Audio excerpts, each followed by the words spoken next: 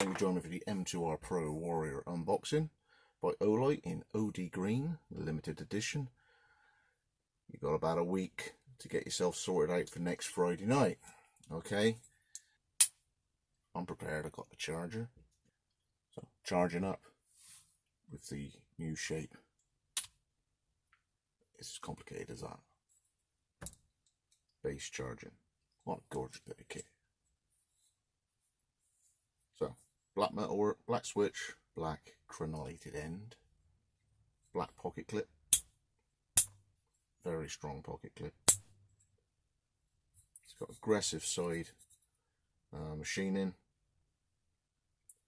That end base switch, the end base switch with a two-stage use. So that's to go through the operation. And that's not all. There's also a flash cell between 8 and 10. I haven't got the exact model, but here's a guide. It won't have any marks on it. I just drove the car over it. So, this is the R50, which I think they called a Seeker at the time, which the one on my belt sort of superseded. This is the Seeker 2 Pro. Okay, so that's a Pro version of the Seeker 2.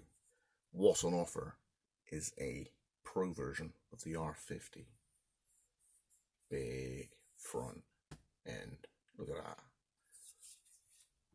Now that's a big torch, big battery, and there's an LE kit, an extension kit for it, like a car charger or something.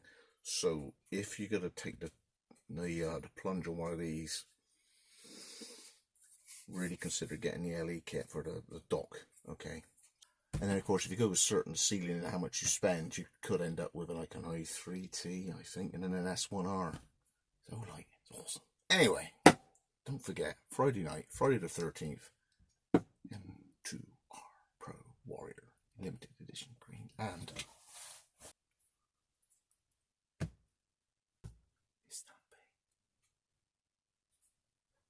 How do they make something that small give out that much light?